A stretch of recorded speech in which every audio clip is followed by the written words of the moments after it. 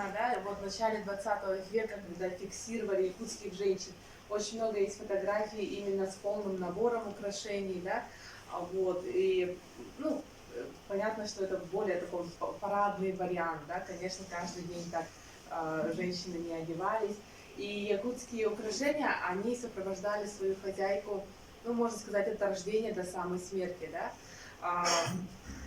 Самый полный комплект украшений, конечно, женщина. Несколько версий, да, кто изображен на данном фото. Но здесь вот, здесь мне как раз очень нравится то, что на девушке одето, смотрите, традиционное украшение, да, это илинка бигет, и сверху еще нагрудный крест.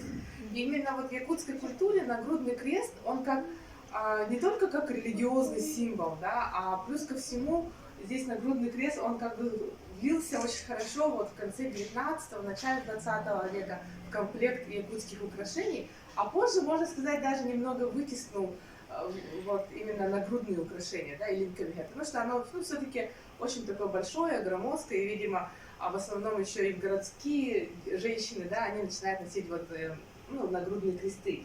И здесь, получается, женщина, она, ну, как, особенно уже важна была защитить вот от злых духов, там, допустим, от глаз, да, вот переднюю часть, ну, грудь получается. И здесь же особую роль, как бы получается, у нее защищенность идет и своим традиционным украшением, плюс ко всему у нее еще вот религиозный символ, да, получается. Такого плана кресты, вообще вот нагрудные кресты, наперстный крест, это носили вообще высшее духовенство, в принципе, да. Таких украшений, например, вот в русской культуре такого нету. И вот считается, что, ну, тоже немножко забегая вперед скажу, что, видимо, переняли вот именно у духовных вот, служащих, да, ну, в общем, совсем нам знакомый. И вот как раз-таки, если мы говорим о нагрудном, вот, нагрудной круглой бляхе, получается, да, это вот символизирующий солярный знак, то, конечно, якуты вообще считают себя же солнечными людьми, да, поклонение Кунсткамере, да, в особой кладовой даже хранится. А вот, например, комплект украшений, который хранится в Красноярском крае, да, вот там музей в поселке Тура. Ну, как он туда попал, это вот как раз-таки из-за есейских якутов. Якуты есейские проживают локально, да, ну, как от якутов Республики Саха-Якутия. При этом они полностью сохранили, считается, культуру, язык, хотя живут вот иноязычной, иноэтничной среде, да.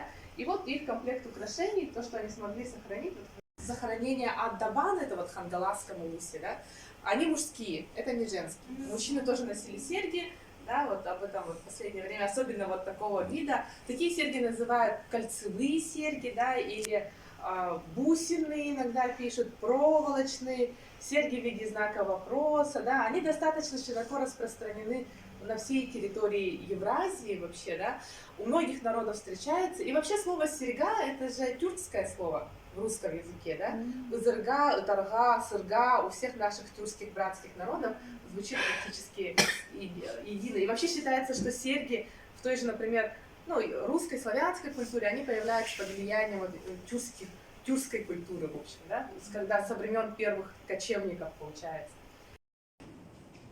Луткастан тұрар.